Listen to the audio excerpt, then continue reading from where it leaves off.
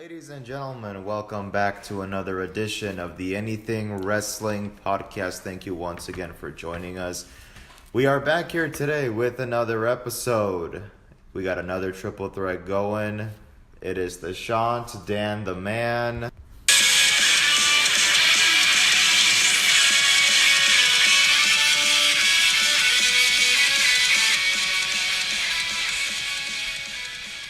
Oh, I just heard the man because I thought, it was WrestleMania 2 days ago. Just saying. I thought it was Kofi Mania. Kofi Mania, WrestleMania, doesn't matter. Ladies and gentlemen, my name is the Commish. And not only am I the advocate of this podcast, but apparently my faithful advocate is out of a job right now in Vegas. Well, God, I swear, the way he beelined. At least he's a real American. Right past him at the Silverdome again. You mean MetLife Center? That was MetLife Stadium. What? Quit fucking it up, Hogan. God. You son of a bitch. I know I'm not. Did both of you guys pick up on that? Yeah. Yeah. I heard him say that. I'm like, are you fucking kidding me? Couldn't even You get make that a joke about your screw up and then screw up again? Make a joke about the screw up. Jesus. Sponsorship? Today's episode brought to you by Snickers Nut Butter. Her chocolate's a 10. Butter nuts. Well, you better believe that it's also brought to you in part by 7-Eleven. For the love of God, just give us a call. Well, speaking of giving someone a call and nuts, you can catch Seth Rollins versus Brock Lesnar at WrestleMania. Only on the WWE Network for a non-negotiable, very reasonable price of only $9.99. I'm not sure which nuts you're referring to. Because, Brock gets the call to make occasional appearances, and we saw how Seth won with his tactics at Mania, so... He pulling the Shinsuke? Shinsuke. Yeah. Let's get into it. We got a lot to get through. He doesn't even want to do the $9.99. All right, let's just jump right in. I mean, I think technically I cut him off. Did you want to do it, or you? No, he cut himself off. Okay, whatever. So moving forward for just $9.99, we've got the pre-show, starting off with Tony Nese and Buddy Murphy for the Cruiserweight title. Which we were all wrong about. Yep. They decided to go with Tony. So Tony picks up the win there. Personally, I feel like Tony just came in... I feel like all of Buddy's opponents just kind of would come into the spotlight and then would just kind of fade off. And I think that was a really big problem. There really isn't someone where it's like they're kind of, being pushed into the spotlight. Okay, they're becoming irrelevant. Oh, now they're a champion. It's more like you get pushed to face Buddy, and then if you lose, you kind of just get pushed back into the line. So, but it just seems like, okay, they were supposed to put on a show. They do to hype up the crowd. Right. Now we decide to change the belt after how long has he had it since? 200 some odd days. Yeah. It's no UK champion, but still a decent length. Dude, I felt so bad, but yet that was such a better event. All right, so that's it on that one. The women's battle royal for the uterus trophy. The uterus trophy made its triumphant return again, and we were all wrong on that too. I mean, granted, weren't approximately 0% of my guesses in the match. You said Lacey, and she wasn't even in it. It's because I was banking on her being shoved into the match or just appearing like they... You mean doing her stupid walk and then walk away? Because a lot of times they'll just kind of pepper other people into these stupid battle royals. And so I was like, well, they'll probably put the girl they keep flaunting in front of us. Little did we know... she was going to make an appearance fucking 3-4 hours later for all of 15 seconds.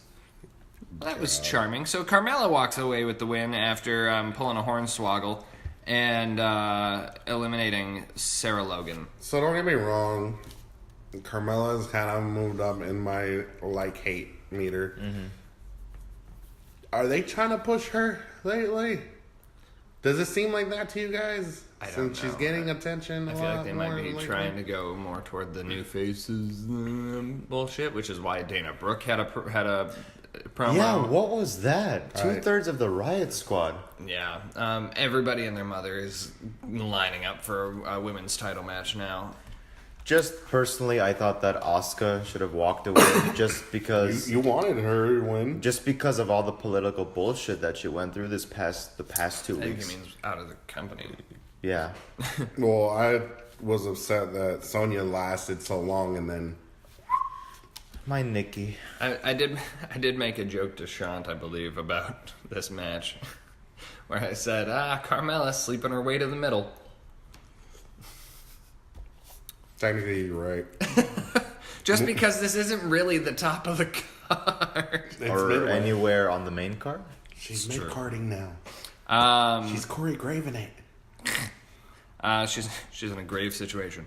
Next up, we got the tag team title match: Kurt Hawkins, Zack Ryder, ending the historic losing streak of Curtis Hawkins by defeating the Revival for the Raw Tag Team Championships. And repeating to beat them the following night. What a fucking mess!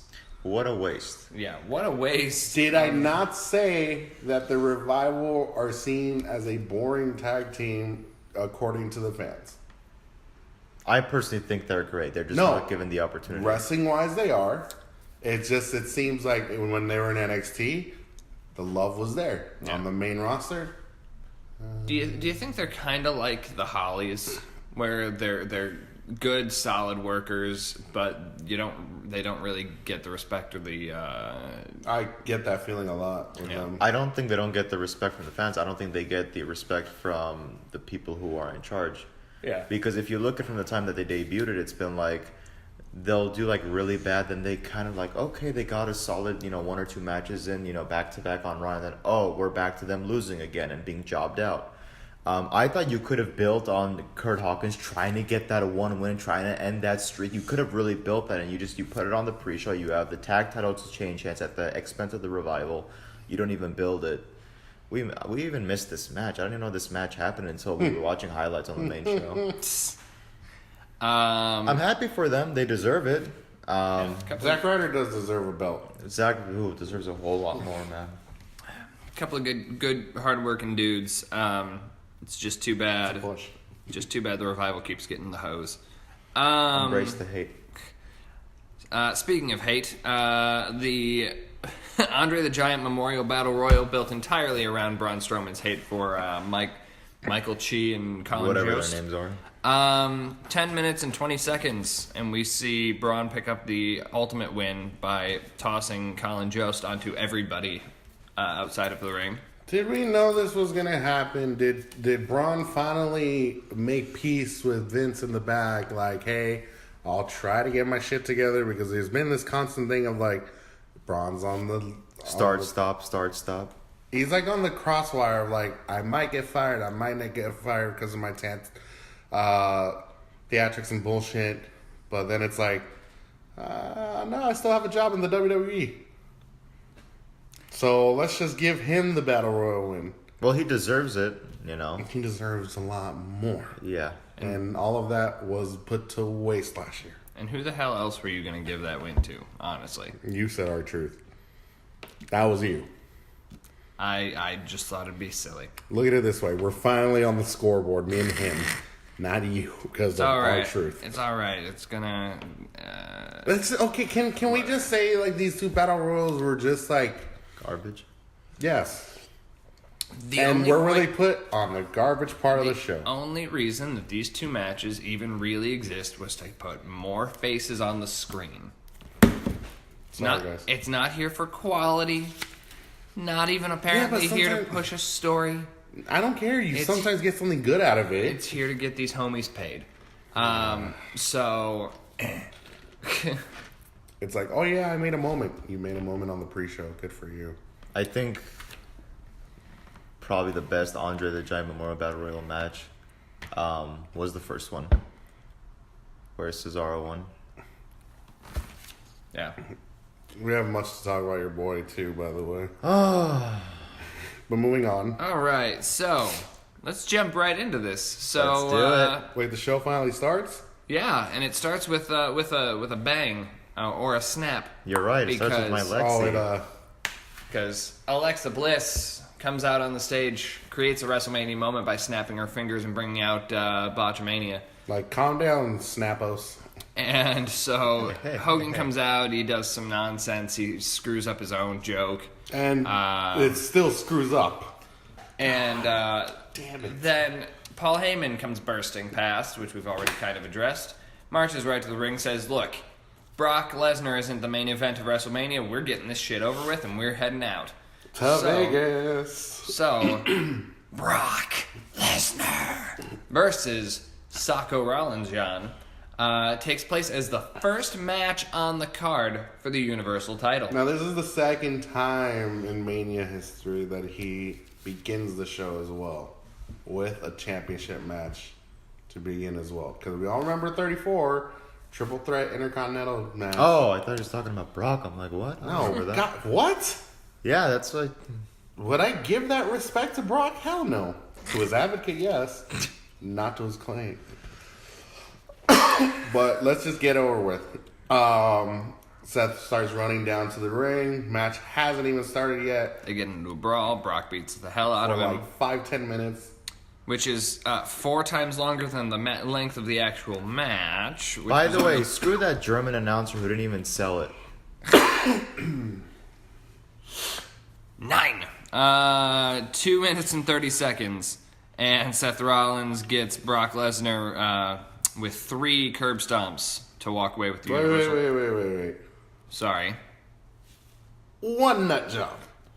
And 3 curb stomps. Hit him right in the Snickers. There it is. So, Socko Rollins John walks out with that young Universal title.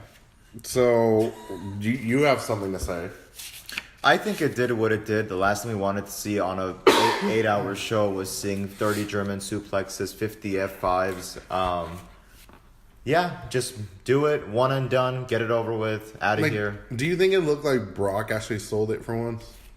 Like, instead of, like, not having a job, he actually did, like, all right, I'm going to lose. And at the first match, I'm like, really? First match? You're really going first match? I would have thought he'd be like, all right, I'm at least going to put myself in the middle, but he didn't want to wait. Yeah. I guess he legitimately just didn't want to be there. Probably, which is all the more reason that he shouldn't have the belt anymore. Which he doesn't, so woohoo. Burn it down. Next match on the card, we're looking at AJ Styles, Randy Orton. Singles match, 16 minutes, 20 seconds. This blinded a lot of people. And we were all wrong on this one. Did you guys get that? The bright lights? Yeah. Okay. Can I just say I expected oh god damn it. I expected more out of this. Like, it seemed like a decent match to me. I thought it was pleasant enough. I think this is one of the better AJ Styles matches we've seen in a while. I know we've talked about who's the common factor, and AJ. This was an okay match. Like, this maybe. Like, I'm not saying it's bad, but it's also not as great as it could be. Well, I was gonna say maybe not necessarily a Mania quality match in the end. Yeah. But I'd watch this on Backlash. I'd definitely watch this match on SmackDown. So it was a solid. I know you kind of refuted this, but I said it was a solid match. So here's the thing I caught in the commentary. I don't know if it was Corey or who's SmackDown's freaking main. Byron, Tom Phillips. No, but who was there with Corey and the King? Was it Byron? No, it was Jerry. Was it? Tom was there with Jerry and. Yeah. Okay, so Tom said it. This is usually a match that could headline a pay-per-view. I'm like, not really. Which one? Extreme Rules? Well, Best in the world? yeah. I hope there's more out of this rivalry. Their promos were good. The build-up was pretty cool. When they pulled off the phenomenal form into the RKO, which is the spot that I called, which I thought should have concluded the match, I'm like, okay, if you're putting that on SmackDown, then I feel like Randy's probably not going to win this match. Because that should have been essentially the Seth Rollins versus Randy Orton WrestleMania RKO that we should have seen for this year. So Would have been nice. Yeah. But anyway, Moving on. I take it you didn't give the matches ratings this time. No, I didn't have enough time. But so okay, if I can do it now, I guess C. Okay. All right, that's fair. And what was the match before it? Seth versus Brock. Versus Brock. That's a C as well. Wow. Not because Seth won. In terms of overall quality and Yeah, I'm basing it on everything because I'm not just like basing it on winner and like something that stood out. I'm including this all with everything that happened. yeah. Well, we can move on to the next one then. This is the Fatal 4-Way Tag Team match for the SmackDown Tag Team Championship. I noted that I came to the realization during this match that Alistair and Ricochet had competed for all 3 tag championships during the course of the week. Yes, and lost all of them. The Usos go over on this one, defeating Black and Ricochet, Rusev and Shinsuke, and The Bar. I forget who took the loss. Sheamus? Sheamus took the double splash? Yeah. So the Usos double splash out onto Sheamus. A lot of cool spots in this match. I liked the match. Yes. I anticipated that. I think in here I said I think Alistair and Ricochet were going to win this one because it just made a little bit of sense. But I'm fine with the Usos holding on to it. I'm not a proponent for championship hot potato. So if they want to have a longer reign, that's fine. I just would have found it hilarious if you put all 3 tag belts from all 3 rosters on Alistair and Ricochet, because it's like, you guys have barely been put into a tag team to begin with. You guys are more known for your singles competition, and now you have all 3 like main rosters of belts. Could you imagine seeing them just like tripping over the championships that they're carrying? Like, Jesus, God, too many belts. I'd figure like they'd carry Raw, SmackDown, and wear NXT since they're still technically NXT. It was kind of like Jericho. Didn't Jericho Oh, have He had like 3 belts on I him think he at had one the point. US. 4 in total. It was US. Oh, US yeah. and the two, Oh, my God. The 2 tag belts. Right, yeah. And Forgot then about Big that. Show just had the other 2 titles, but that would have been basically what they do. Well, Jericho's known to have more than 1 belt on him. Remember, as he's said for many fucking years, and will always remind us, first undisputed champion.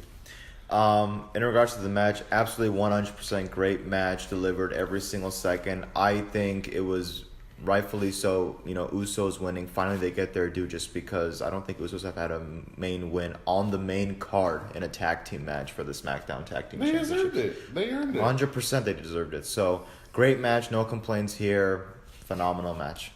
I give that one an A. Yes. Because it's everything I wish the Raw tag belts could offer.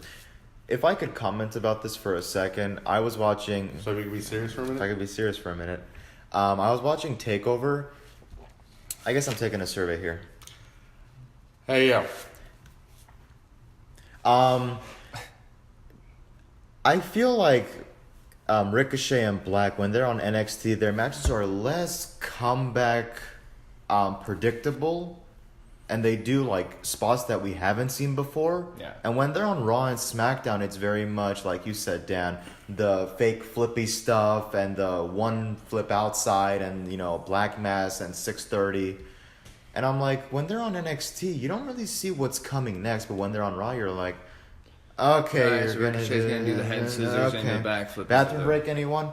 Do you guys feel that way, or is it I just think me? they do that on Raw because that's the same thing I saw yesterday when they were in their tag match against Gable and Rude. Just saying, another proof of Triple H running things and Vince running things. Just have them go out there, do the big spots. Was that Vince or Hunter? Yeah, I know, it's tough. It's a combination of both, but we don't do that. I didn't put the breathiness at the end. I feel like it was more Triple H than Vince. Go out there and have a match. That's more Triple H. Vince is like, just get out there, damn it. Do that flippy shit, damn it. Moving Damn. Yeah. All right, so we're all in agreement that good match. Absolutely. It was a good, very Yes. good match. Oh, and before we move on, I do have to give them their props. Who? Ricochet and Alistair, three Oh, yeah. of their most competitive tag matches in this whole past week. Yeah, Props to them. I like both of them. If they split, it'd be great. Yeah, I mean, I'm still warming to them being a tag team. So if they were to already split off and go for like mid card stuff, that would be fine with me. Yes. I just don't think that on the main card either of them should be put in the main event. Not right now. Not right now. Yeah. Give it a couple years. Yeah. Like I would love to see either of these guys versus Seth for the Universal title. Those would both be really good matches. I just Yes. don't want to see it right now. Right now. Right. Yeah. So Shane McMahon versus The Miz, which is playing behind us or was playing behind us. God. In a Falls Count Anywhere match, 15 minutes 30 seconds. A lot of aggression, a lot of ruthless aggression. I thought this was a great match. You could have gotten rid of Mrs. Dad getting George. in there and just stupid. Was he actually legitimately caring about his son for once? Or was it all a sell? I don't know. I don't care. Should have kept George out of it. I was surprised that they stomped him because, they stressed. They're like, he's 60, however old, and then Shane's over there in the corner stomping a dude who is not a professional wrestler. And I mean, I trust Shane knows what the hell he's doing, and they probably walked through it with George, where they were like, all right, this is how it's gonna feel. Just be aware. But I was surprised that they stomped him, and then you see Miz going like, are you actually okay? And George is like, yeah. Yeah, I'm fine. But no, I think this match did what it was supposed to do. Yeah. I was hoping that they wouldn't stay in the ring for 18 minutes and then just go into outside of the ring for a high spot and then end the match there. They actually worked their way around the arena, and that last spot, man. That was your holy shit moment. I like the way the match concluded, where it's like Shane just out of circumstance has his hand over Miz, and the ref starts counting. Yeah. Theoretically, his shoulders weren't down, if you think about it. But yeah, What have we always seen when it comes to like that circumstance?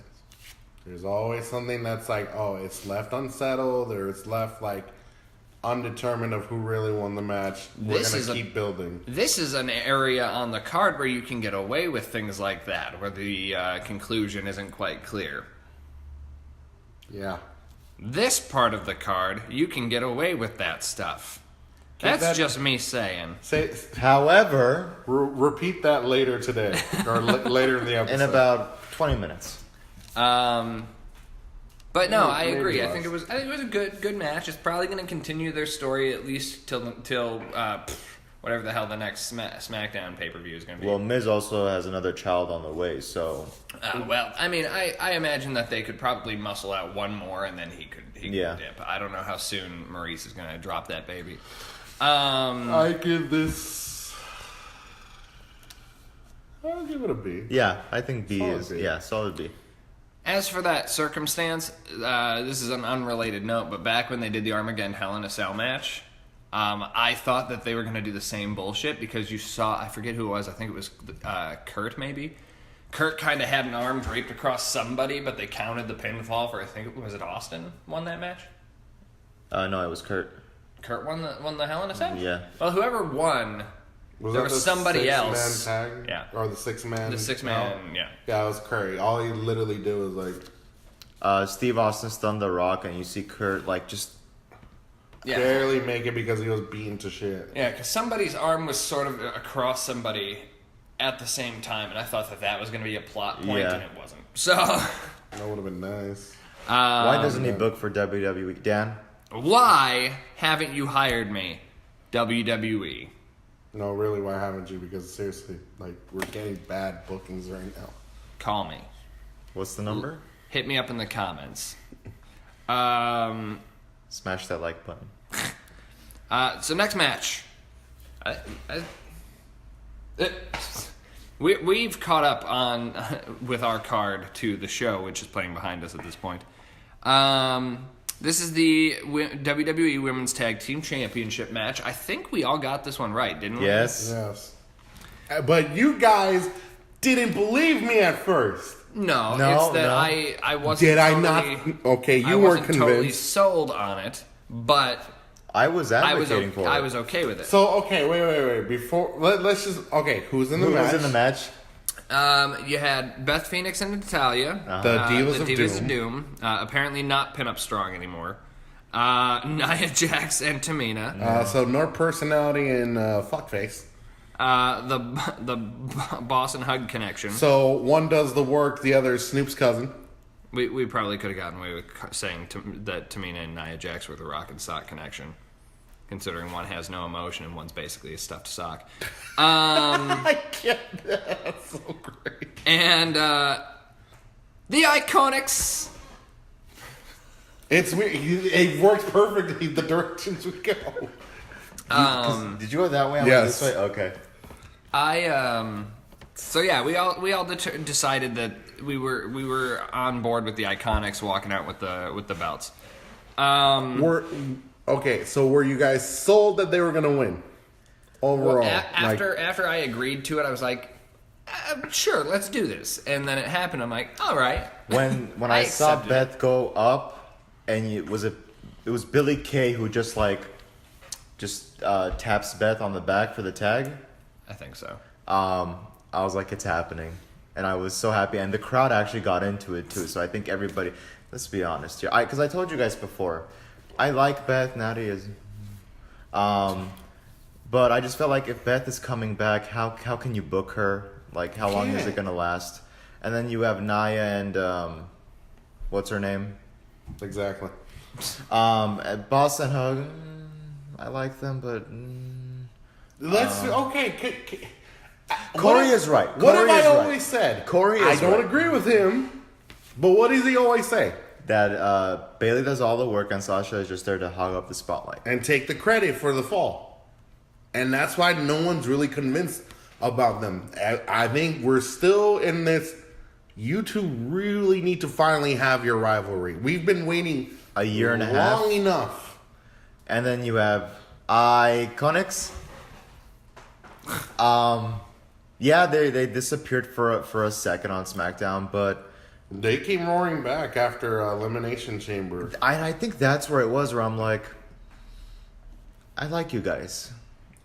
I get it, the annoying voices is one thing, but you're proving, other than being a joke, that you're competitive. That you guys actually are meant to be on the card. Did you guys see the video that I sent to you? I saw some of it. It couldn't load as much because it's where I work. Oh, okay. But oh my god, it was hilarious. It made me smile. It literally made me smile. Oh, you like the Iconics, don't you? When they busted Drake Maverick, tries to run away, Oh my gets bucked God. into a And she's corner. just shining the light on his face. That was pretty funny. I like Peyton because I find her to be less grating than Billy. Payne's the. You said the The blonde. prettier out of the two. Yeah. There's something about Billy's face. It's too like. Yeah, I mean, I'm not trying to delve too much into that part, but No, I mean they're They're beautiful. gorgeous. They're beautiful. Yeah. Don't get me wrong. It's just they're proving their worth now. Yes. They're not trying to be a gimmick anymore, and I'm pretty sure putting the belts on them, they'll prove to have a good run. Yes. here's hoping. So WWE, don't botch it. That's an A. That match was an A because everything they pulled off was just as good as the SmackDown tag match. There were some good spots in there. But if we really want to talk about an A, let's talk about the WWE Championship match. There we go. Here we go. Spoiled. Spoiled. Did you catch it? I caught some of it. No. Did you catch that one part at the beginning of the match? I think that's what I Near missed. the- There was a prop in place That that spoiled it. spoiled it for him. The belt. Was it the belt? Go and announce the match then. Okay, so elaborate. Kofi Kingston versus Daniel. Get it right. Kofi Kingston versus the new Daniel Bryan for the WWE Championship. Kofi walks out with the win. I'm going to summarize it right now. Kofi gets that big win. With a beautiful Trouble in Paradise, by the They way. look clean, like the cleanest one I've seen in a while. 11 years in the shadow of everybody else, and Kofi finally reaches the top of the mountain. I was excited. I was happy. I know I wasn't there with you guys to watch it, but when I watched it later, I was invested in this match. I thought, because I told you guys don't spoil anything, I wanted to see it play out. Same thing. And when Brian had him locked back in the label lock, and Kofi kind of wriggles out, and Brian locks it back in, and Kofi wriggles out, and Brian locks it in that third time. I was like, are they gonna fucking do this? Are they gonna screw Kofi over? That's not the thing I told you guys. Are we gonna get 3 out of 3 on what night? And we did. Spoilers. But I thought this match was really well done. I think these two. This is how a WrestleMania main event should have been structured. Is what I said. And the build-up was, because I think Kamish even brought it up. Vince, while he is out of touch, this is the one storyline where I'm like, He was actually building something really great for Kofi. Like there's always been this thing where people say Vince is a little bit of a racist, that he doesn't give his African American competitors Booker T. the props they deserve. Well, that was Triple H's fault. That was Triple H's Booker T barrier. became heavyweight champion. Yeah. The Rock is half black and he's been champion. That's true. So, But he's But mostly that, Samoan. there's always been that supposed rumor. yeah. Here's the thing. I don't know if you guys have ever seen like backstage shit. He loves R-Truth. He loves Titus O'Neil. He loves all his competitors. Yeah. It doesn't matter what race you are. The fact that I pointed those two out along with Kofi, it's like, okay, you guys want to make this big assumption that he doesn't give a damn about Kofi. He didn't want George him to Bush win. doesn't care about black people. Oh, wow, Kanye. Wow, Kanye. But you saw everything he did to make the crowd more invested in Kofi. He put hurdles, obstacles. And he didn't give it to you until the last second. Exactly. And on top of that... And that match was pretty fucking... Sorry. That match was pretty stellar, too. Yes. But here's the thing. It's the best It's storytelling I've seen in a while. Yeah. With him involved. Yeah. Because what did he say at that last SmackDown? Like, oh, well, he's a B-plus player. I don't think he has what it takes. The fact that Daniel Bryan calls him a B-plus player. That's this weird part of it. I'm like like, everything just comes full circle. And that was one of my favorite things about this, is that they took Daniel Bryan and they said, hey, look, there's a new guy in the same position as your hero, while your hero does the same thing that the Authority did to him. Yeah. And it was... That's why this was... I would say this is my favorite match on the card overall. would you put this as match of the night? Yes. I think you're going to have to. And it's the only one I think that's like... If the finish A of the overall, women, no if matter the what. finish of the women's match had gone better, we're getting there. and we'll get there. If it had gone better, that one might have taken it for me. But based on the way it ended, I'm gonna say this is my match of the night. So let me just talk about this for a second. I think two things spoil the finisher. Number Wait, one... Are you taking another survey? No. Are you talking So about you're being serious? I'm being serious Again. here. Are you talking about the finish of Kofi and Bryan? No. I'm talking about before there was a match. Oh, okay. The prop. Oh, that's what we're. Daniel and Kofi come down to the ring, and all you see by the announce table is this table is another table, cylinder-like table with what looks like a championship covered up, and I'm immediately thinking, I think the original WWE championship is on there. Why would you bring that out when Daniel Bryan is all eco-friendly and an environmental enthusiast or whatever you call it? And I'm like, you spoil the finish there. Because if the original WWE championship is there, then you're indicating that Kofi's winning and he's getting back the original championship. And then when Big E goes, I got a present for ya. Which ended up being T-shirts. Which, by the way, apparently they put on WWEshop.com, which spoils that Kofi is the champion, and they took it off. So you literally had 3 spoilers in this match. Marketing committee, you guys dropped the ball. Whoever decided to put that table out there You dropped the ball. They should have had Bryan's title already on that table. That's what they should have done to avoid that. Is they should have taken his belt from him, put it on the table ahead of time, previewed it right before the entrances started, and then you're like, oh, okay, look, there's the title, and you don't know that there's something under it.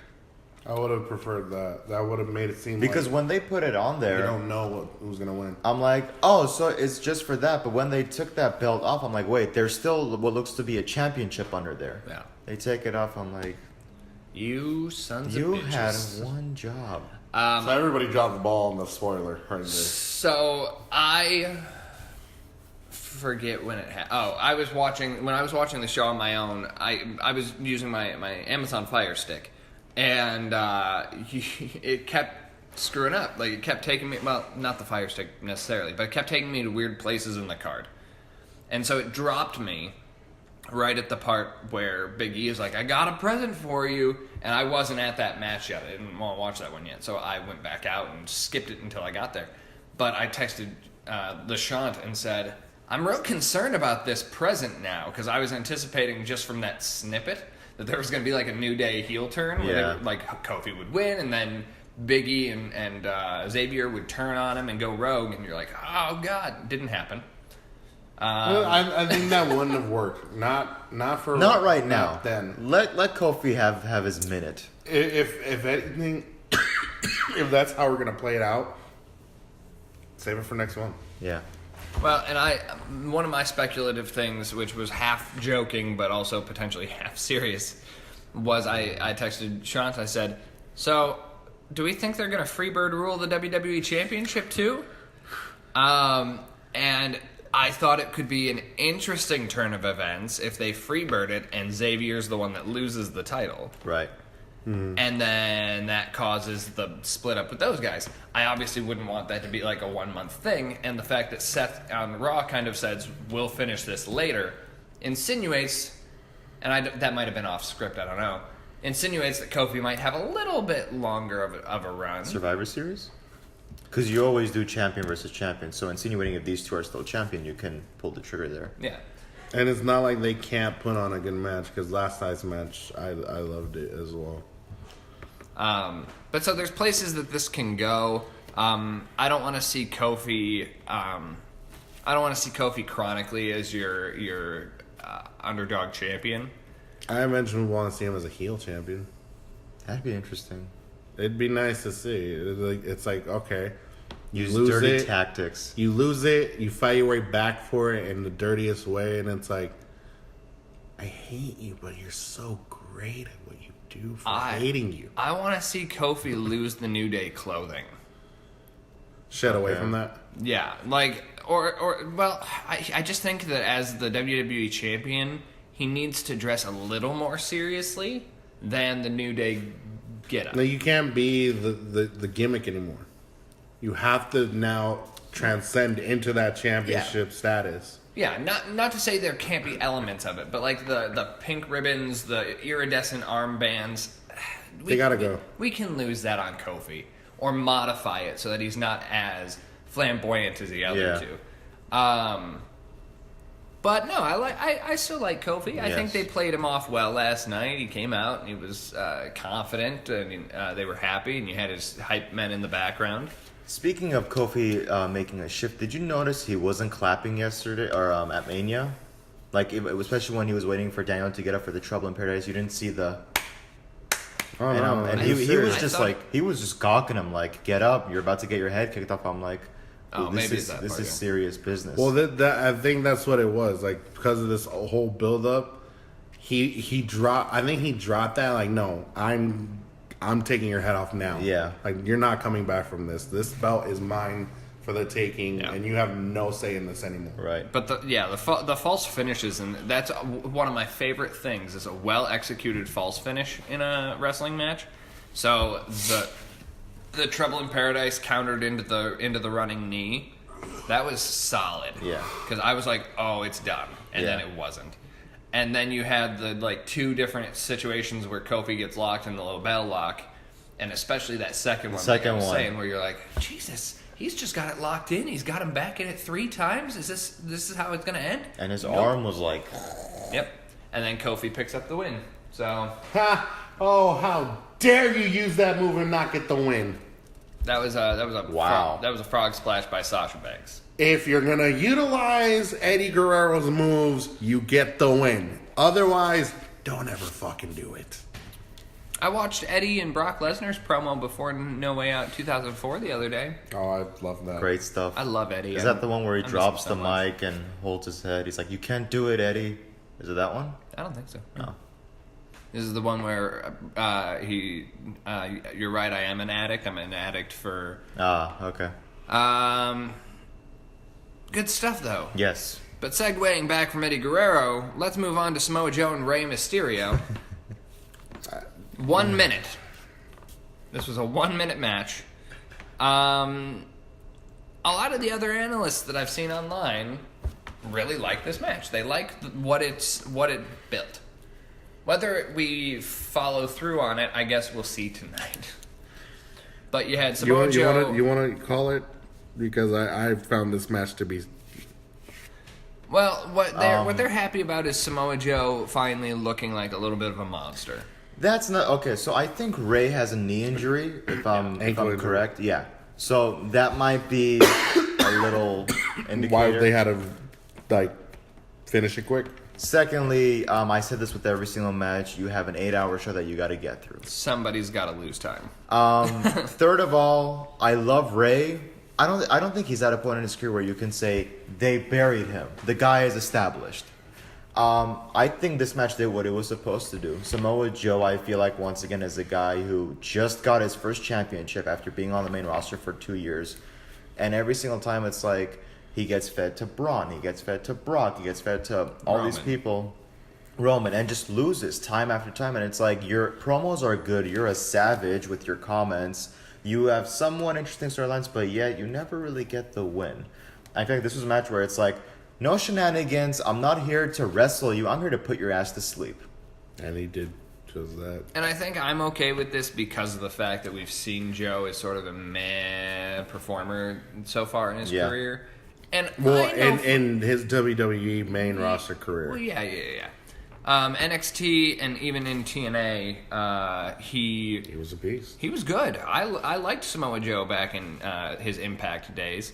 And then he came over here, and all of his main roster stuff, like you said, has been pretty much like, I'm a big talker, but I can't follow through. Yeah. So hopefully this will take him now and propel him to where he'll actually Be that monster, Yeah. be that vicious. I wouldn't mind it being a submission gimmick. machine. You got 5 minutes. Come on, let's see who can beat me. U.S. title on the line. It just puts everyone's ass to sleep. and you just Like if you throw see- the timer up on the screen. Yeah. Like you see Ray try to go Not at it. when they're in Pittsburgh.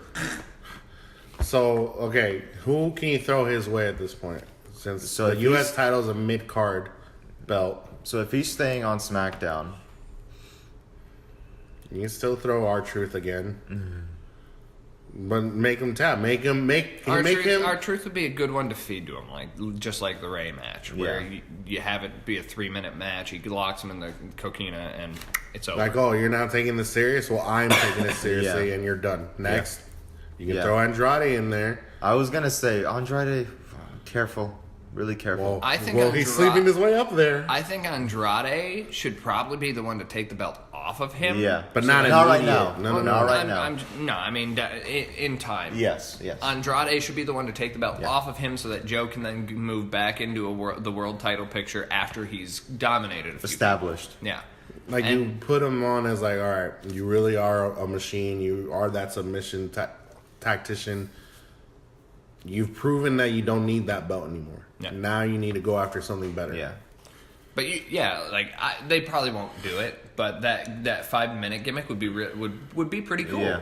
And you could have that be how you could even. I mean, and it could be sort of a weird conflicty thing where Andrade lasts the 5 minutes, and therefore, per Joe's rules, Qualifies. well, you could have that be how he wins the belt. If you last 5 minutes, you can have the title because whatever. Oh, right. Yeah. And Andrade just lasts. That would be controversial.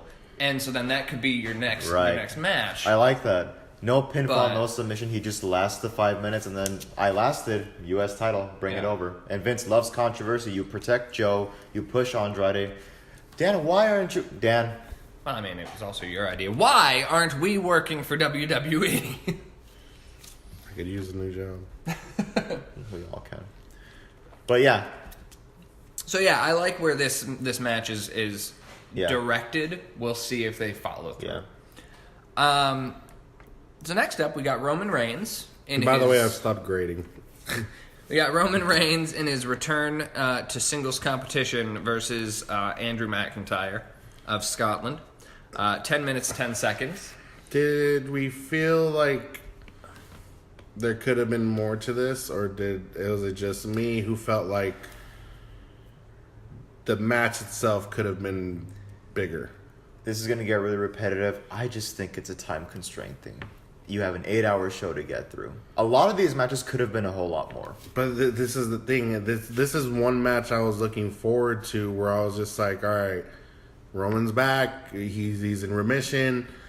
He has a point to prove against Drew. But again, we can't do much with it because you said time. And it's like, I wanted to see more out of this. I'm okay with Roman winning his first match back. It's like you went through a tough battle. You're back. Okay, your first match back. Let the guy have his win.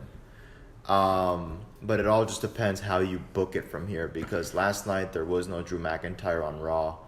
Roman didn't show up until Until the end. Yeah, went off the air.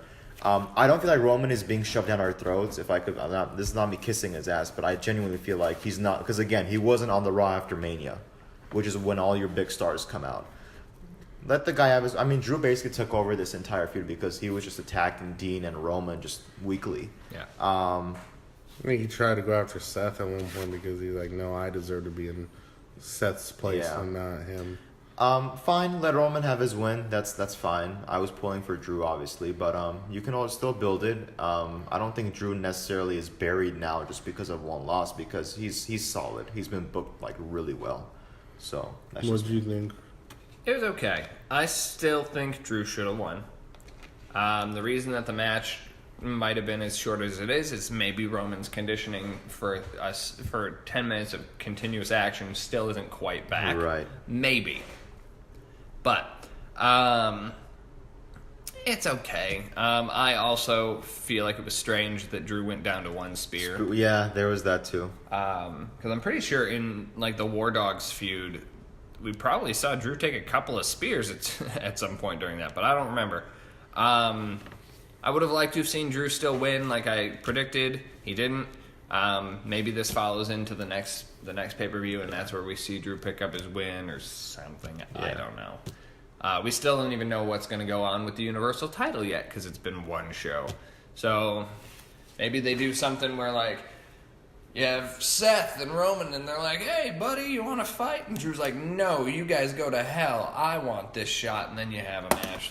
And then Drew could compete for the Universal title at the next pay-per-view for all we know. Scottish, Or Money in the Bank winner. You could. yeah. And he just makes it plaid like a kilt. You can. The belt is red already. It was okay. It was an okay match. That's my summary. Moving on. The longest match on the card. The match everybody bought this pay-per-view in the WWE Network for just $9.99. Triple H versus David Batista. Drax the Destroyer. The man with the iron fists. Guardians of the Independence Day. What? Was he in Independence Day too? No, it's the joke that Triple H said. Oh, I didn't hear that one. Yeah. Whoops. Give him what he wants. What does he want? Give him what he wants. Tell me what he wants. What he really, really wants. What does he really He wants to. He wants to. It could go on forever. A ziggy zig ah. So Triple H beats Batista in a no-holds-barred match for 24 minutes and 45 seconds, where if Triple H had lost, he would have retired from in-ring competition. Well, apparently it worked the other way, too, despite that not being billed, because Dave Batista retired the following day. Which, by the way, it seems like he was happy with. Yeah. He was okay retiring that way. But I think he was a little bit shaken up, because if you guys see when he went up to the stairs by the post, got through the ropes, yeah, he tripped, but even before he trips, he looks like maybe he was a bit nervous or like had an anxiety attack before. This is his first match in 2 or 3 I think 4 4 years. years in a long time. Yeah. His first match in a long And his final time. match, Yeah. apparently. Great match. I'm gonna throw that out there. I think the audience was done at this point because you literally just had Kofi and Daniel, and everybody was like high on that. Well, is it weird hearing Sean and Corey and Michael Cole doing commentary? 'Cause it's funny seeing that dynamic, and then just like how, like Sean's so like, oh my god, it's over for Hunter, blah blah blah, and Corey's just there like, what is going on here? Who let this guy in? Who's this whole man with me? Great match. I think that Triple H went into this like an absolute savage with pulling out the nose ring and using the tools. I was watching that exchange to try and see how they did it, and I'm pretty sure when Dave rolls out of the ring, he takes the actual ring out, and that Triple H they had As a a second spare, one, yeah. and it worked.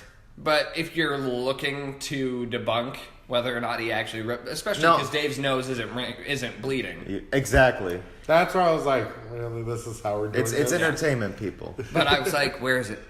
Because I think Dave has his hand up on Yeah. the pliers. He Triple did H for a does, bit, yeah. does the jerk away, and Yeah. Dave's like, oh God, no. And he rolls out, and he presumably goes like this, and just like, it was either a spare ring that he just like discarded or Luckily, I something, keep but- a spare. And if someone made this comment that his nose ring on Raw was blue and that one was gold. I'm sorry, I forgot that people can't change their fucking piercings. Jackasses. But no, yeah, I thought the match delivered. It was like any one of Triple H's matches at Mania is usually great. I'm just gonna throw that in there.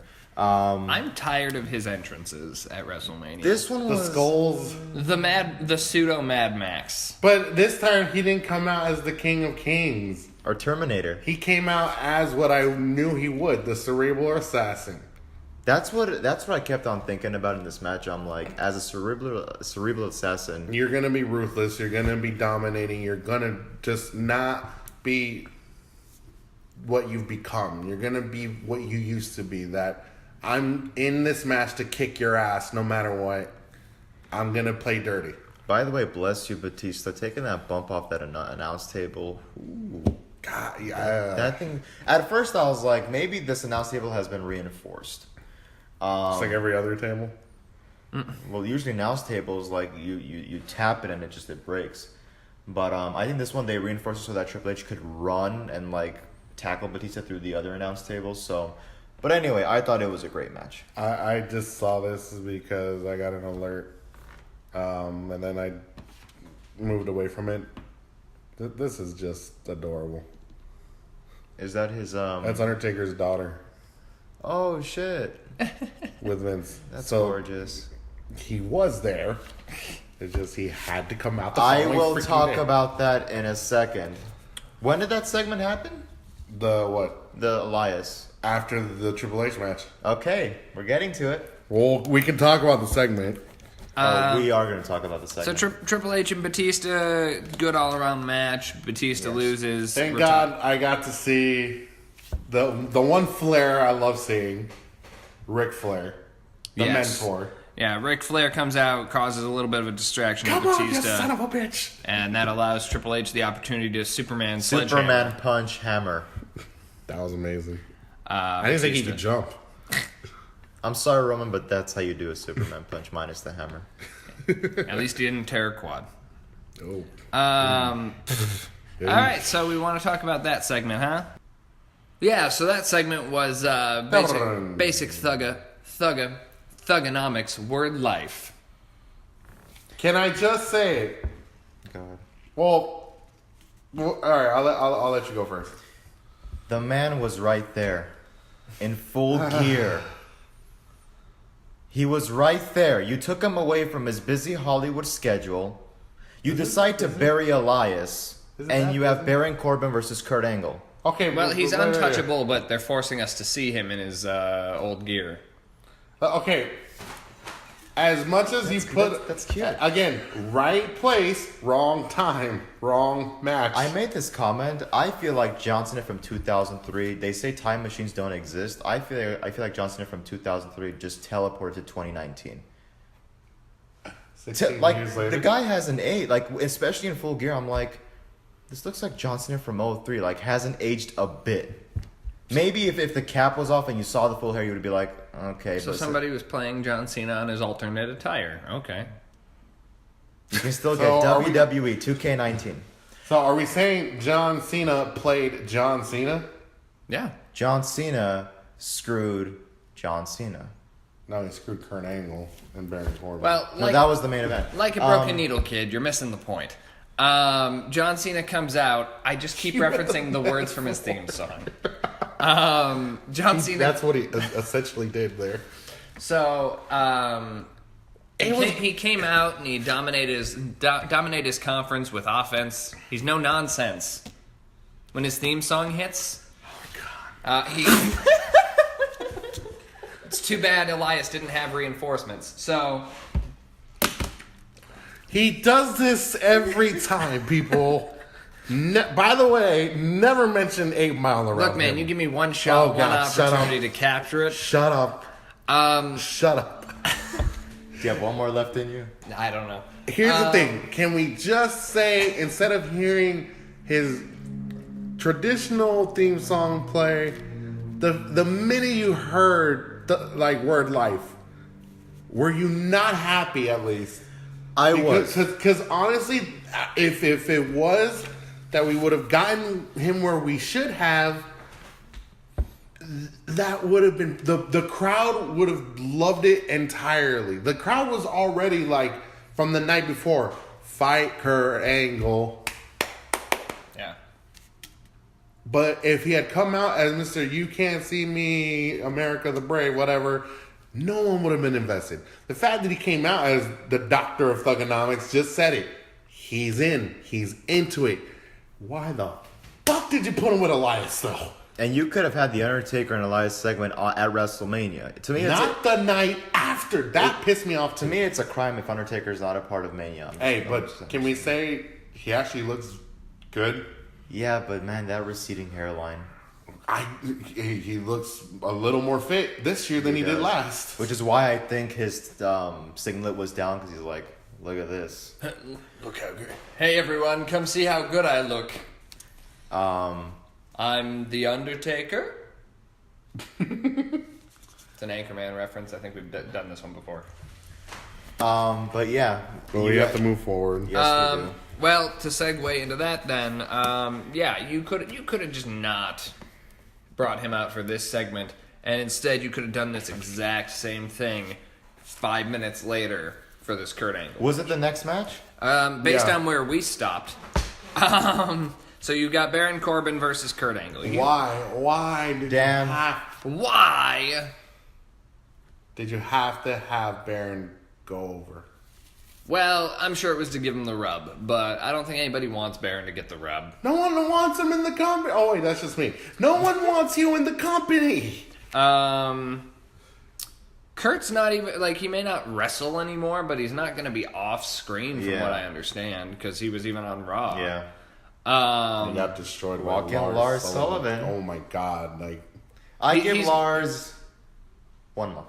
I thought you were going to say 3 minutes. wait, did someone say 3 minutes? No.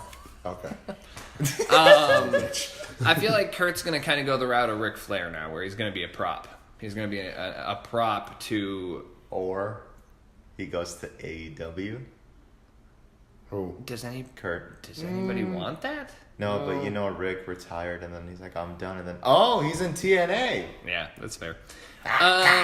But you could have had John come out and say, no, in that gear. You could have brought out Thugonomics John for this. And like, no. Kurt deserves better than this chump. Or you could have had him go full here. I've been waiting 16 years? Something like that. Yeah. I've been 17. waiting 16 years for my redemption. Boom. Get it. Even And if if you John have won. Angle lose to John, That's okay. I'd be fine with that. That's I okay. think the crowd would have been fine with Well, that too. it would have brought the whole thing full circle because Kurt beat him in the first place. Right. At the beginning of his actual WWE career, not Yeah. his OVW career. Yeah, and so As then the prototype. that would bring it back, and you'd be like, oh, look at that! What a story we told. Dan, why aren't you booking Dan? Why? Why am I not booking the programs?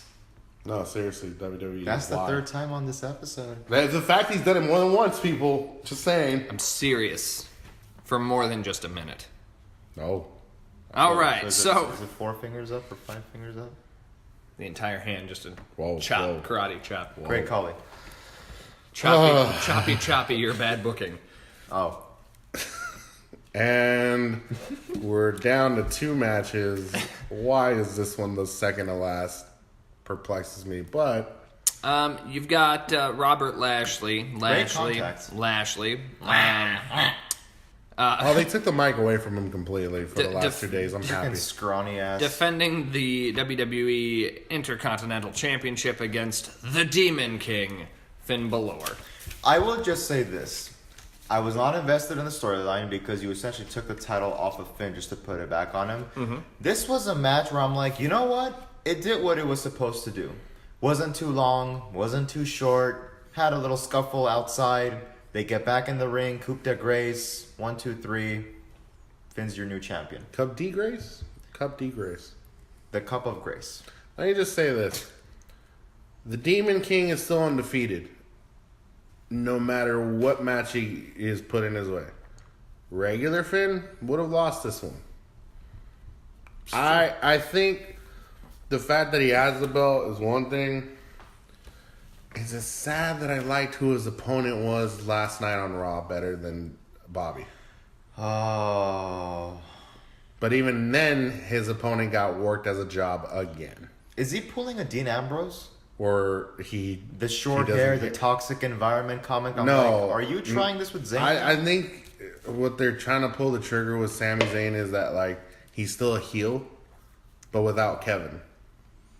It's not really working It's not for me. working. I would have loved it if you had just been like, hey, I know I lost, but hey, I came back for y'all.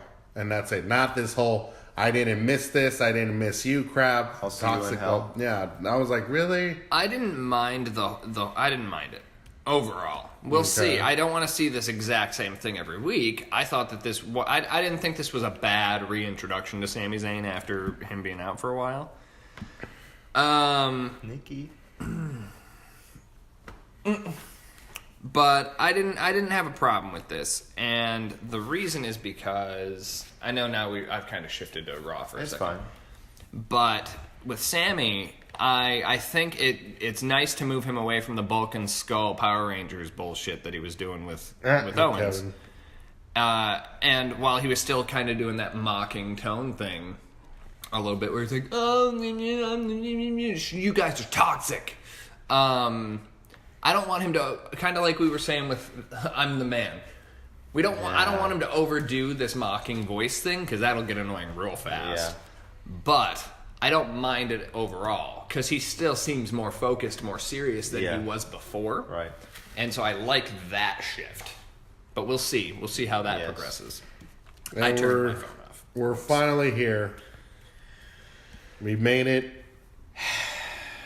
I got one last thought on that on Balor Alright. actually before we do that. So I would like to see the Demon King be more utilized on the pay-per-views and ultimately give the push to somebody. I don't know who. My brain Brock Lesnar. My brain filled it in as Lars Sullivan just because I know they kind of want it. I don't want to see that shit. But if you build to where like each title defense now for the next couple of months, it's the Demon King and Finn continues to be undefeated at it, and then you put him up and you put him against a couple of people that he really shouldn't be able to beat. But then you have somebody that you're trying to like elevate go up against him, and you're like, it's the Demon King, and you basically Undertaker him, where you have this person beat him, and you're like, wait, what? Did he just did this mother just beat the Demon King? And so you could do that with like a Lars Sullivan. I don't really give a shit about Lars Sullivan, so I wouldn't want to see that because I like Finn a lot more. But if you have somebody else that you could put in that position, I think that would be a good rub to give somebody. Oh, this is the guy that finally beat the Demon King. Well, I would almost say give the Demon King a win over Braun. Wow. I would.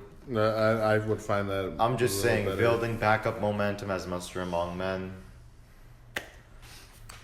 But yeah, so now we can move on. So the winner Do we take have to? Yes. winner take all triple threat for both the Raw Women's Championship and the SmackDown Women's Championship. Charlotte Flair, Rick's daughter versus. No, apparently, according now to it's Corey, Rick's- it's now Ric Flair's Charlotte's dad. father. I am no Ric longer. Flair's dad. What is it? I forgot how he said it. Like, She's no She's no longer longer Ric my- Flair's daughter. I'm Charlotte Flair's dad. yeah. But no, because last night that's how Becky referred to her. Said Rick's daughter and Ronnie. did he call? Did he? She calls her Did Ronnie. she call her Ronnie Weirdo. last night? Weirdo Ronnie. Well, whatever she little referred to him. weirdo. So you had the little weirdo, Rick's daughter, and the man Becky Lynch all facing off for the titles. No winner okay. take all. And the man walks out with both titles. And what we can consider botchamania. Quite. So here's the thing. Wait, hold on. I need to say it. Can we say that she even botched it? I think she botched it. Raccoon? Yeah.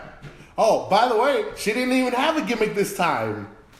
And I can't add to the nickname. You could just call it I'm gonna- BF, Bareface or something. I told Dan, I even texted this to you, and you're like, whoa, hold on a second. My analogy that I put together was Survivor Series 97 is to WrestleMania 35, as Bret Hart is to Ronda Rousey, as Becky Lynch is to Shawn Michaels. But I like Bret Hart. I don't like Ronda. Here's the thing. I've been hearing all this speculation that apparently Ronda did not want to lose to Becky, whether that's pinfall, tap out, whatever. That's why Charlotte was in the match. So Well, what and that's what the planned finish allegedly was Becky tapping out Charlotte. Not Ronnie. Correct.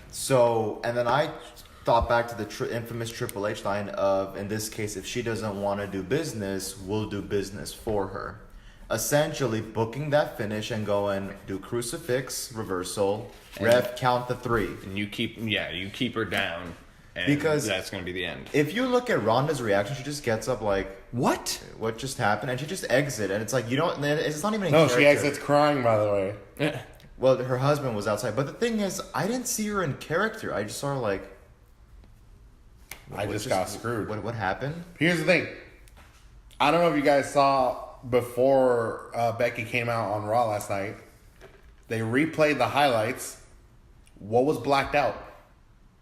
The stream that I saw got rid of the packages, so I didn't see. Okay. You know what was blacked out? The 3 count. Right as she reverses it from Piper's Pit, black. All you hear is 1, 2, 3, and then you see Ronda react. Then it's like, so you guys know she botched. You guys know she wouldn't want to lose that way. And so here's some of the thoughts that I had is the more I think about it, the more it's plausible, but I also speculated whether or not it's a worked shoot.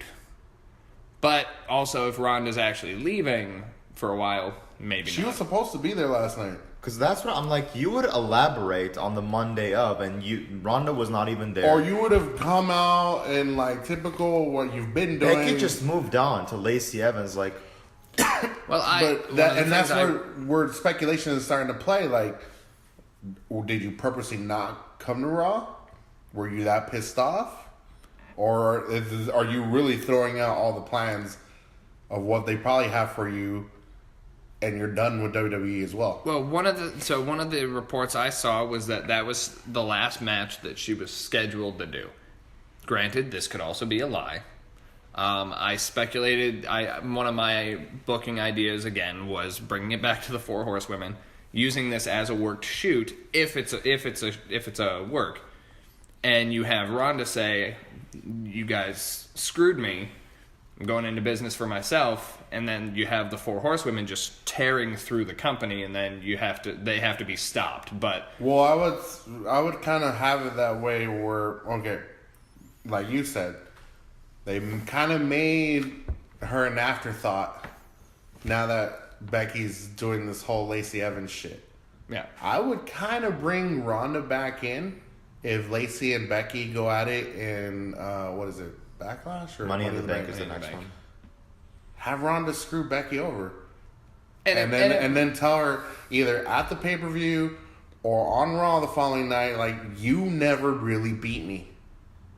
And now I'm going to do what I have to do to make your life and everyone's life in the WWE a living hell. And if Ronda's not actually gone, that's probably what they're going to do. They're probably going to take her completely off TV until that pay-per-view before bringing her back. Because then everyone's going to be like, all right, well, shit, I guess we're moving on. And then, bam, there she is. Now you've got everybody talking again. But don't even have her music play, nothing. Just have her do what she did at TLC. Just come out Come out from under the ring. and just screw Becky over. Yeah. Because Don't let her lose. Like don't. Okay, are both belts going to be unified, or are they still like? I have no idea. Separated? they're probably going to be unified because that's a lot of belts to carry. Okay, around. but this is my problem. Like, would you really have like Becky drop the belt after a month to Lacey Evans? That's another thing too. Is I would say make it closer to Survivor Series where that happens. Maybe the pay-per-view before where it's like you thought I was gone. Well, actually, Cost her. make it 2 pay-per-views before that. Do it in September because you can build up in 2 months everything. Because you can get Bailey and Sasha back into the mix. You can probably convince Charlotte to like, fine, I will drop whatever hatred and animosity Temporarily. for you to work with the three of you again to get rid of Ronda. Because I'm sure Charlotte's still like, oh, you're all talk. I was supposed to be main eventing with you alone, Yeah. but I didn't even get a chance to beat you. Yeah. But there's also the chance that like Sean's saying, it could have been going into business for ourselves, where Ronda didn't want to tap or get pinned, but that was the story. That's what everybody Well, that was wanted. the- That's what Yeah. everybody wanted. And so then they might have been like, oh, well, don't worry, we'll just have her beat Charlotte. We'll just have it Becky. Psst. Just pin Ronda. It'll be fine. Like, I'm pretty sure, like, as much as, like, Vince is, like, supposedly, like, saying, like, oh, I don't... Because he even said, I don't like you. I don't like Ronda either. Yeah. But I'm pretty sure it was like, look, I'm going to tell the ref to count to 3 either way. Just do what you have to do. But the thing is, once that Do what you happened, have to do, damn it. once that happened, whether it was a botch or not, you couldn't. If you were still gonna have Becky win, you couldn't restart the match. No. And honestly, Ronda was concerned about looking bad from taking this pin. That's I what think pisses me off. I think she would have looked worse if she would have looked worse if Charlotte had taken the L. Here, this is my thing. In UFC, it's not scripted. Yeah. You get your ass kicked, you get your ass kicked. And those officials decide, regardless of, oh, I can still fight. No, if you look like you're going to get fucked up worse, you're done. Yeah. Here, you had one job to do. And your selfish, egotistical, I've been undefeated for a whole year pride couldn't even do that. And that's why I told you, I don't believe this whole, you're comparing 97 Survivor Series to this? No, because Brett got screwed, but even now he knows, like, it is what it is. She, in her lifetime, will never, She'll never get ever admit that she could take a loss. Like, yeah, I lost, Especially- I deserve to lose. No, she'll never admit that. Especially because in her a fucking ego's so sky high up there. especially in a scripted sport. Exactly. And she'll always, and I guarantee you this, like 20 years from now, she'll say she never lost to anybody. Like she wants to consider herself to some degree an actress. Also, what is she going to no-sell a movie plot too? Well, Fast no, and Furious 20. this movie doesn't make me look good. All right, well, we're going to recast your ass then. Bye-bye. Because what? She had one bit in Fast and Furious, and yeah. then it's like she couldn't even take an ass beating to Michelle Rodriguez. A scripted ass beating. Couple things. Dan, you made the point of WrestleMania is essentially supposed to be your closure. Yeah. It's not supposed to be your cliffhanger of, oh, the main event. People make the comparison of Hulk Hogan versus Psycho Sid, which was botched. Papa Shango misses his cue. Sligo's got to kick out of the leg drop. Ultimate Warrior returns, so that kind of saves it. But this was supposed to be, no, Ronda taps out, Becky finally wins. That's it. This was supposed to end like WrestleMania 20 did, where you've got that triumphant submission, the confetti falls, everybody's happy. Obviously, there's no ceiling on this building, so no confetti. But but I thought about it. I'm like, from WrestleMania of last year to now, you've won almost every single match. No, she has. She hasn't. I think there was a lost. tag team match where Natty lost. So Yeah, but she still says, I never lost that match. She even got mad at Natty for that. You've been booked to win. You got the spotlight on the main event, even when there were some cards where you should have not been the main event, like Evolution. It's like, Sorry, not sorry. the least you could have done was, hey, this company has treated me well. I had the For a opportunity. year. I've been given the gimmick of shitting in the company that I work in and getting away with it. Yeah. And The making- least I can do is take one loss. And making a whole lot of money that other competitors deserve. And Becky even Brock. brought this up. You come into WWE, you're all over poster boards. Even in YouTube videos, you're in the thumbnail. If you're in a segment, you are in that thumbnail, regardless. You And you get can't even do handed one all thing. of that, and you can take one loss. And that's where I come with my point. In her lifetime, she Well, will that's never why I come admit up with to my be a point loser. is, okay, Rhonda, we've done all this for you. You don't want to lose? We'll do business for you. Bye-bye. But here's the thing. Say all our ideas and thoughts of what will happen with her don't even come to fruition. Say legitimately after Sunday she's gone. Yeah. What do you do now? Move on. Yeah. There's only two things that I'm okay with Rhonda, and that's either she's gone now and we move on, or we play out the story we talked about, where this ends up being turned into a story where she comes back and her and her buddies raise. I think that's the only other story anybody gives a shit about regarding Rhonda, is her and the four horsewomen versus the four horsewomen. But Dan, let me ask you a question. Yeah. Seeing how she wasn't willing to job at Mania, how do you think that Survivor Series match is going to go? Probably not well.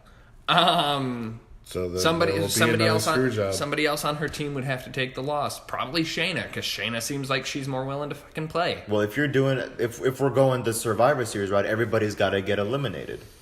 Yeah, but who gets eliminated between Shayna and Ronda? I feel like the only way Ronda would be okay taking the loss is Count out or DQ. if you make her look strong. So she would have to take everyone's finishing move. And still You would kick have to out. leave all four of the WWE women versus Ronda. All right, so you're saying she could take a natural selection. Natural belly to belly backstabber into a disarmer.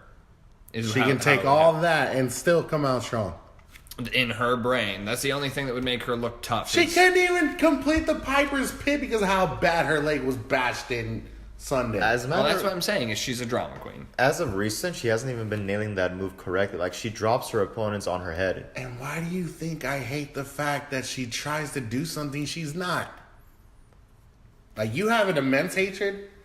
Mine is just there, but worse. Because you're supposed to honor somebody who made that move a great move. And you can't even fucking do that right. And I apologize that I've been cursing for this match, but it's like, you can't lose right. Can't do the finisher right. You don't want to lose. You always want to win. And you can't take a loss. But I'm Ronda Rousey. I don't give a damn No, who you are. nobody cares. I'm okay. Like just like with Brock, I'm more tired of Brock than I am of Ronda, but I'm okay with both of them being gone. Is basically what I'm saying. They're toxic to the WWE. Yeah.